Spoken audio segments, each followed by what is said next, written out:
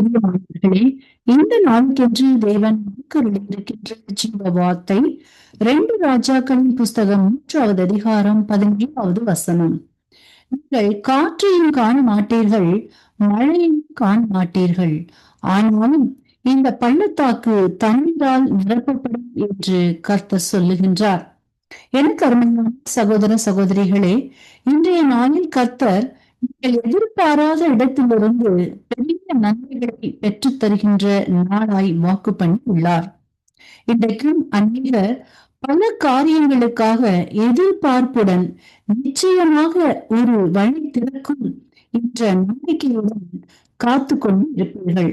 இன்றைக்கு கர்த்தர் உங்கள் வாழ்க்கையில் உங்களின் எதிர்பார்ப்புகளில் இடைப்படுகின்றார். அவர் இல்லாதவைகளை இருக்கிறவைகளை போல் அழைக்கிற தேவன். ஆகையால் உங்களுடைய வாழ்க்கையில் எங்கெல்லாம் இல்லை என்ற சொல்லை கேட்டீர்களோ அங்கெல்லாம் நிறைவை காணப்போகிறீர்கள். ஆகவே இன்றைக்கு இந்த வார்த்தையை விசுவாசியுங்கள், சுதந்திரித்துக் கொள்ளுங்கள். இன்றைக்கு வேதத்திலிருந்து கர்த்தரின் வார்த்தையை விசுவாசித்து பெற்றுக்கொண்ட பெருத்த நன்மைகளை குறித்து தியானிப்போம். 2 ராஜாக்களின் புஸ்தகம் 3வது அதிகாரத்தை நாம் வாசிக்கையில் அங்கே விசுவாசத்தில் வெட்டிய வாய்க்காலை குறித்து பார்க்கையில் ராஜாக்களை குறித்து பார்ப்போமானால் அவர்களின் பிரச்சனைகளுக்கு தீர்வு காணும்படி தீர்க்கதரிசியை நாடி செல்கின்ற வழியே அடுத்து பிரச்சனைகள். எப்படியெனில் தங்களின் வழி பிரயாணத்திற்கு எடுத்துக்கொண்ட செலவு தண்ணீரும் குடிப்பதற்கு இல்லாமல் போகின்றது. வனாந்திர பாதையை கடற்கரைப்படி என்ன செய்ய அறியாய் திளைத்து நிற்கின்ற வேளையில் கர்த்தர் தீர்க்கதரிசி மூலமாய் அவர்களின் இல்லாமையை நிறைவு செய்யும்படி ஈடுபடுகின்றார். வறண்ட வாய்க்காலை வெட்டும்படி சொல்லுகின்றார். கர்த்தருடைய வார்த்தையை விசுவாசித்து கீழ்ப்படிந்து வாய்க்காலை வெட்டுகின்றனர். விசுவாசத்தில் வாய்க்காலை வெட்டியதின் பலன் தண்ணீர் அவர்களுக்கு மாத்திரமல்ல தேசத்தையே நிரப்பும் அளவுக்கு பெருக்கெடுத்தது. தாங்கள் மாத்திரமல்ல தேசமே ஆசீர்வதிக்கப்பட்டது என்று வாசித்தருகின்றோம். எனக்கு அருமையானவர்களே, கூட அநேக பிரச்சனைகள் போராட்டங்கள் காணப்படுவதோடு அவைகள் ஒன்று மற்றொரு பிரச்சனை என்ற நிலையில் செய்வதென்று அறிந்தவர்களாய் ஆத்மாவிலே வறண்ட அனுபவத்துடன் காணப்படுகின்ற உங்களின் வறண்ட இருதயத்தில் விசுவாச வார்த்தைகளை விதைக்கும்படி கர்த்தர் விரும்புகின்றார். ஜீவனும் உங்கள் நதிபுரத்தில் இருக்கின்றபடியால் ஜீவன் பேசுங்கள். உங்கள் ஜீவியத்தில் உங்களின் வெற்றிடங்களில் நிறைய சூழ்நிலைகளும் வெளிச்சல்களும் காண செய்வார். தேவனால் கூடாத காரியம் ஒன்றுமில்லை. ஆகவே கர்த்தரின் வார்த்தையை விசுவாசியுங்கள், அதிசயங்களை காண்பீர்கள். இன்றைக்கு இந்த வார்த்தைகளை கேட்டுக்கொண்டிருக்கின்ற யாரேனும் இயேசு கிறிஸ்துவை அறியாமலும் விசுவாசியாமலும் ஏற்றுக்கொள்ளாமலும் இருப்பீர்களானால் இன்றைக்கு உங்களை இயேசுவிடம் ஒப்புக் கொடுங்கள். இயேசு இல்லாதவர்களை மாற்றி ஆசீர்வதிப்பார். இயேசு சீக்கிரமே வரப்போகிறார். ஆமேன். கர்த்தருடைய பரிசுத்த நாமத்திற்கு மகிமை உண்டாவதாக. இந்த அருமையான தருணத்துல கிறிஸ்து நாமத்தினால உங்களை சந்திப்பதில் மிகுந்த மகிழ்ச்சி அடைகிறேன். இந்த நாள் ஒரு காரியத்தை குறித்து தியானிக்க போகிறோம். சங்கீதம் 54 1வது வசனம் வாசிக்கலாமா? தேவனே உமது நாமத்து நிமித்தம் என்னை ரட்சித்து செய்யும். ஆமேன். அல்லேலூயா. கர்த்தருடைய இருக்காரு தாவீது எங்க இடத்துல ஒளிஞ்சிருக்கிறாரு. அந்த இடத்துல இருந்து சீப்போரா அங்க சவுலுக்கு சொல்றாங்க, தாவீது இங்கதான் ஒளிஞ்சிட்டு இருக்காருன்னு. அப்ப காட்டி கொடுத்த உடனே தாவீது தெரியுதானே, அப்ப பாடினே சங்கீதம் தான் இது. இப்ப தேவனை பார்த்து சொல்றாரு, உங்க நாமத்தின் முத்தம் என்னை ரட்சித்து. அதுதாங்க அந்த நாமம் என்ன நாமம்? கர்த்தராகிய இயேசு கிறிஸ்து. அது தாவீதுக்கு தெரியுது இல்லைங்களா? அந்த நாமத்து நிமித்தம் என்னை ரட்சித்து, இயேசு என்கிற நாமம் இல்லாமல் ரட்சிப்பு இல்லை. இது நமக்கு இப்ப தெரியுது. அவருக்கு தெரிஞ்சிருச்சு. இயேசு என்கிற நாமம் இல்லாமல் ரட்சிப்பு இல்லை. நாமத்து நிமித்தம் என்னை ரட்சித்து இந்த வல்லமையினால் எனக்கு நியாயம் செய்யும். எனக்கு நியாயம் செய்யுங்கப்பாங்கிறாரு. நான் ஒரு தப்பும் பண்ணல. நான் நல்லதுதான் பண்ணியிருக்கேன். சும்மா இருந்தவனை போயிட்டு நல்லா செஞ்சிருக்கிறேன். சும்மா எல்லாம் இருந்தாங்க. அதுல நான் போய் கோலியாத்தை கொண்டுட்டு வந்தேன். அதுக்காக இந்த மனுஷன் என்னை பொறாமையினால துரத்திக்கிட்டு இருக்காரு. ஏதாவது செய்யுங்க அப்படிங்கிறாரு. எனக்கு ஒரு வேலை உங்க வாழ்க்கையில நியாயமற்ற காரியங்கள் நடந்திருக்கலாம். நீங்க செஞ்சிருக்க மாட்டீங்க. ஆனா உங்களுக்கு விரோதமான ஒரு கூட்டம் கூடி இருக்கலாம். உங்களுக்கு விரோதமா பேசலாம். உங்களை விரோதமா நினைக்கலாம். உங்களுக்கு விரோதமான காரியங்கள் கூட உங்களுக்கு செய்யலாம். ஆனா நீங்க ஒண்ணு நினைச்சுக்குங்க, உங்களோடு இயேசு இருக்கிறார். உங்களுக்காக அவர் வைராக்கியம் பாராட்டுவார். உங்களுக்காக அவர் யுத்தம் பண்ணுவார். அதனால ஒரு நாமத்து நிமித்தம் என்ன செய்யுங்க, ரட்சிப்பை மட்டும் கேளுங்க. அந்த பிழைப்பு மட்டும் இருந்துச்சுன்னா நீங்க கட்டாயம் விடுவிக்கப்பட்டுருவீங்க. 2வது வசனம் வாசிக்கலாம். தேவனே, என் விண்ணப்பத்தை கேட்டு என் வாயின் வார்த்தைகளுக்கு செவி கொடும். என்னவா விண்ணப்பத்தை கேட்கணும்?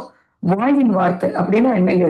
விண்ணப்பத்தை வாயினால்தான் சொல்றோம். ஆனா விண்ணப்பம் என்ன, வாயின் வார்த்தை என்ன அப்படின்னு? விண்ணப்பம் என்பது கர்த்தரை நோக்கி நம்ம சொல்லப்படுகிற காரியங்கள். ஆண்டவரே இதை எனக்கு செய்யுங்க, அதை எனக்கு செய்யுங்க, இதை கொடுங்க அப்படின்னு கேட்கறது தான் விண்ணப்பம் இல்லைங்களா? நம்ம தேவைகளை சொல்லுவது விண்ணப்பம். வாயின் வார்த்தை என்பது நான் என்னென்ன பேசுவேன், எனக்கு ஒரு வழி, நான் என்னென்ன ஆண்டவர்கிட்ட சொல்லுவேன், என்னென்ன நான் பேசுவேன், என்னென்ன புலம்புவேன், அது ஒரு வாயின் வார்த்தை. ஆமே. ஆனா ரெண்டுக்குமே செவி கொடுக்க சொல்றாரு. நான் விண்ணப்பமும் பண்ணுவேன், நான் வாயினாலே பேசுவேன், எனக்கு ரெண்டுக்கும் செவி கொடுங்கிறார். இதுக்கு ரொம்ப ஒரு புலம்பல் இருக்கிறீங்களா? கர்த்தர் உங்களுக்கு புலம்பலை ஆனந்த கணிப்பாக்கத்தை மாற பண்ண போகிறார். அதனால என்னனாலும் சரி, ஆண்டு சுமத்து வந்துட்டீங்களா, ரட்சிக்கப்பட்டுருவீங்க. அவர் நாமத்தை அறிந்திருக்கிறீங்க. உங்களுக்காக அவர் யுத்தம் பண்ணுவார். உங்க வாயின் வார்த்தைகளும் உங்க விண்ணப்பங்களும் அவர் சமூகத்துக்கு கடந்து போகும். உங்களுக்கு நியாயம் செய்வார். ஜெபிக்கலாமா? நல்ல தெய்வம், இந்த நாள்ல எங்க கூட பேசி இருக்கிற நல்ல வார்த்தைகளுக்காக நன்றி. தொடர்ந்து இடைப்படுங்கப்பா. இதை கேட்க போகிற பிள்ளைகளை ஆசீர்வதியும். கிறிஸ்து நாமத்தில் பிதாவே, ஆமென். God bless you all. கிறிஸ்துவுக்குள் பிரியமான சங்கமம் தமிழ் கிறிஸ்தவ வானொலி நேயர்களுக்கு அன்பின் வாழ்த்துக்கள். இன்றைய மன்னா, மனுஷனை நம்புவதை பார்க்கிலும் கர்த்தர் மேல் பட்டுதலாய் இருப்பதே நலம். சங்கீதம் 118:8. பிரியமானவர்களே, நம்பினவர்கள் உங்களை ஏமாற்றி விட்டார்களா? மனிதர்களை நம்பினால் ஏமாற்றமும் துரோகமும் தான் மிஞ்சும். எனக்கு துணையாக ஒருவரும் இல்லையோ என்று சோர்ந்து போகின்றீர்களா? கலங்காதீர்கள். கர்த்தர் உங்களுக்கு அடைக்கலமாய் இருக்கிறார். நெருக்கப்படுகிற உங்களுக்கு அவர் தஞ்சமாய் இருக்கிறார். ஆகவே எதை குறித்தும் கலங்காமல் கர்த்தரை சார்ந்து கொள்ளுங்கள். அவர் துணையாய் இருந்து உங்களை வழி நடத்துவார். நீங்கள் தாழ்ச்சி அடைவதில்லை. வேதம் நமக்கு தெளிவாக சொல்லுகிறது, மனிதனை நம்புவதை பார்க்கலும் கர்த்தர் மேல் பற்றுதலாய் இருப்பது நலம் என்று. பிரியமானவர்களே, மனிதர்கள் காயப்படுத்தி வேதனைப்படுத்தி தூக்கி போடலாம். ஆனால் அப்படி அல்ல. எப்பொழுதுமே இருக்கிறார். உங்கள் மீது கருணை உள்ளவராக இருக்கிறார். யாருமே இருக்க முடியாது. தேவனை பற்றி பிடித்துக் கொள்ளுங்கள். பொல்லாத மனிதர்களை விட்டு விலகிக் கொள்ளுங்கள். கர்த்தர் தாமே உங்கள் ஒவ்வொருவரையும் நிறைவாக ஆசீர்வதிப்பாராக. ஆமேன். God bless you. கிறிஸ்துவுக்குள் பிரியமான அன்பு உள்ளங்களை, மீண்டுமா இந்த வேளையில் உங்களை வாழ்த்துவதில் நான் மிக்க மகிழ்ச்சி அடைகிறேன். 14ஆம் தேதி மார்ச் மாதம் 2026ஆம் ஆண்டு செவ்வாய்க்கிழமை அதிகாலை வேளையிலே தேவனுடைய வார்த்தை இந்த நாட்களில் இப்படியாக சொல்லுகிறது. எஸ்தரின் புஸ்தகம் 9வது அதிகாரம் 12வது வசனம். உன் வேண்டுதல் என்ன? அது உனக்கு கட்டளையிடப்படும். உன் மன்றாட்டு என்ன? அதன்படி செய்யப்படும் என்று சொல்லி இந்த இடத்திலே இந்த வார்த்தை இந்த நாட்களில் நமக்கு சொல்லுகிறதை பார்க்கிறோம். அருமை பிள்ளைகளே, இந்த நாளிலும் எஸ்தர் இந்த நாட்களிலே ராஜாவிடம் அங்கே ஒரு காரியத்தை இந்த நாட்களிலே கேட்கிறார். தன்னுடைய ஜனங்கள், யூத ஜனங்களுடைய காரியங்களுக்காக ஆண்டவிடத்திலே, அதாவது ராஜாவிடத்திலே இந்த நாட்களிலே வேண்டுதல் செய்யப்பட்ட வேளையிலே அங்கே ராஜா அதற்கு மறுமொழியாக இந்த நாட்களில் இந்த வார்த்தையை சொல்லுகிறதை பார்க்கிறோம். அருமை பிள்ளைகளே, இங்கே கர்த்தருடைய வார்த்தை இந்த நாட்களில் இப்படியாக சொல்லுகிறது. அப்பொழுது ராஜாத்தியாகிய எஸ்தரை நோக்கி, யூதர் சூசான் அரண்மனையிலே 500 பேரையும் ஆமான் 10 குமாரரையும் கொன்று நிர்மூலமாக்கினார்கள். ராஜாவின் மற்ற நாடுகளிலும் என்ன செய்திருப்பார்களோ? இப்போது உன் வேண்டுதல் என்ன? அது உனக்கு கட்டளையிடப்படும். உன் மன்றாடு என்ன? அதன்படி செய்யப்படும் என்றார்.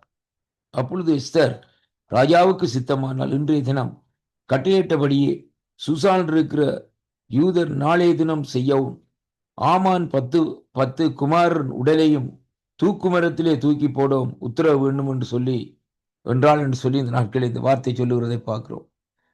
தன்னுடைய இனமாகிய யூத ஜனம் அழிக்கப்படுவதை இந்த நாட்களிலே பொறுத்திருக்க முடியாதபடி இங்கே எஸ்தர் ராஜாவிடத்திலே அந்த அனுமதியை பெற்று இந்த நாட்களிலே அங்கே அந்த தன்னுடைய யூத இனத்துக்கு எதிராய் செயல்பட்ட அங்கு அதாவது ஆமானுடைய குடும்பத்தை இந்த நாட்களிலே அழிக்கிறதை இங்கே இந்த வார்த்தையூடாக இன்றைக்கு நாங்கள் பார்க்கிறோம். அன்பு பிள்ளைகளே, இன்றைய நாட்களிலும் நாங்கள் தேவனிடத்திலே இந்த நாட்களிலே வேண்டுதல் செய்கிற வேளையிலே தேவன் நம்முடைய மன்றாட்டுகளுக்கு அதன்படி இந்த நாட்களை செய்ய அவர் வல்லவராய் இருக்கிறார். அருமையான அன்பு பிள்ளைகளே, சாதாரணமாக தன்னுடைய இனமாகிய தன்னுடைய ஜனம் அழிந்து போவதை பொறுக்க முடியாதபடி எஸ்தர் இந்த நாட்களிலே தன்னுடைய உயிரை பணயம் வைத்து ராஜாவிடத்திலே போய் இந்த நாட்களிலே அந்த வேண்டுதல்களை கேட்கவும் வேண்டுதல்களை செய்யவும் அப்படியாக செயற்படுவார்களா இருந்தால், இன்றைக்கு நம்முடைய ராஜாவாகிய ஆண்டவராகிய இயேசு கிறிஸ்து இடத்திலே இந்த நாட்களை நாங்கள் விண்ணப்பம் பண்ணுவோம். அழிந்து போகிற ஜனங்களுக்காக, வலது கைக்கும் இடது கைக்கும் வித்தியாசம் தெரியாமல் இந்த நாட்களில் அழிந்து போகிற ஜனங்களுக்காக இந்த நாட்களிலே தேவனிடத்திலே இந்த நாட்களிலே நாங்கள் விண்ணப்பம் பண்ணுவோம். கர்த்தருடைய வார்த்தை சொல்லுகிறது, ஜாமத்தில் எழுந்திருந்த நாட்களிலே என்று சொல்லி இந்த நாட்களிலே வேதம் சொல்லுகிறதை பார்க்கிறோம். அருமையான கர்த்தருடைய பிள்ளைகளை, நாங்கள் அவருடைய சமூகத்திலே எழுந்திருந்து ஜெபங்களை இந்த நாட்களிலே ஏறெடுக்கிற வேளையிலே தேவன் இந்த நாட்களிலே நம்முடைய வேண்டுதல்களுக்கு அங்கே இந்த நாட்களிலே கட்டளையிடப்படும். அருமையான கர்த்தருடைய பிள்ளைகளை, நம்முடைய மன்றாட்டுகளின்படி இந்த நாட்களை கேட்டு தேவன் இந்த நாட்களிலே ஒரு விடுதலையை தரக்கூடிய தேவனாய் இந்த நாட்களில் இருக்கிறார். அருமையான அன்பு பிள்ளைகளே, இன்றைக்கு உலகத்திலே பார்க்கிற வழியிலே வேதம் சொல்லுகிறபடி வலதைக்கும் இடதைக்கும் வித்தியாசம் தெரியாதபடி அநேக ஜனங்கள் இந்த நாட்களிலே மரித்து கொண்டே இந்த நாட்களில் இருக்கிறார்கள். ஆண்டவரை அறியாதபடி இந்த நாட்களில் மரித்து கொண்டே இருக்கிறார்கள். அப்படிப்பட்ட ஜனங்களுக்காக இன்றைக்கு நாங்கள் தேவனிடத்திலே வேண்டுதல் செய்வோமா? அந்த ஆத்துமாக்கள் விடுவிக்கப்பட வேண்டும். அந்த ஆத்துமாக்கள் இந்த நாட்களில் தேவனை அறிந்து கொள்ள வேண்டும். அந்த ஆத்துமாக்கள் தேவனுடைய ராஜ்யத்துக்குள்ளே இந்த நாட்களை வர வேண்டும் என்று சொல்லி இந்த நாட்களே அவர்களுக்காக அந்த நாட்களை ஈஸ்டர் செய்தது போல இந்த நாட்களிலே நாங்கள் அந்த இனங்கள் அழியாதபடி இந்த நாட்களில் தேவனுடைய சமூகத்திலே வேண்டுதல் செய்வோமா? அப்பொழுது தேவன் இந்த நாட்களில் அந்த வேண்டுதல்களை கேட்டு அதன்படி இந்த நாட்களில் தேவன் நமக்கு செய்வார். இந்த வாக்கு தத்தங்கள் உங்களுக்கு ஆசீர்வாதமாக இருக்கும் என்று நான் விசுவாசிக்கின்றேன். கர்த்தரிடத்திலே வேண்டுதல் செய்த இந்த நாட்களிலே உங்களுடைய உறவினர்கள், உங்களுடைய சகோதரங்கள், உங்களுடைய சுற்றத்தார் இந்த நாட்களில் யாவரும் ரட்சிப்படைய அந்த நாட்களில் ஆண்டவரிடத்திலே கேளுங்கள். கர்த்தருடைய கரங்கள் குன்றி போகவும் இல்லை, அவருடைய காதுகள் கேட்கக்கூடாதபடி மந்தமாகவும் இல்லை. அவர்களை ரட்சிக்க தேவன் வல்லவராய் இருக்கிறார் என்று இந்த வார்த்தையூடாக நாங்கள் கற்றுக்கொள்கிறோம். அதனாலே இந்த நாட்களிலே நாங்கள் அப்படியாக ஜெபிக்கிற வேளையிலே தேவன் இந்த நாட்களிலே ரட்சிப்பை கட்டளையிடுவார். இந்த வாக்குத்தத்தத்தினூடாக கர்த்தர் உங்களை ஆசீர்வதிப்பார். ஒரு குடும்பத்தினுடைய தேவைகளை சந்திப்பார் என்று இயேசு கிறிஸ்துவின் நாமத்திலே வாழ்த்தி ஆசீர்வதிக்கிறேன். ஆமேன், ஆமேன், ஆமேன்.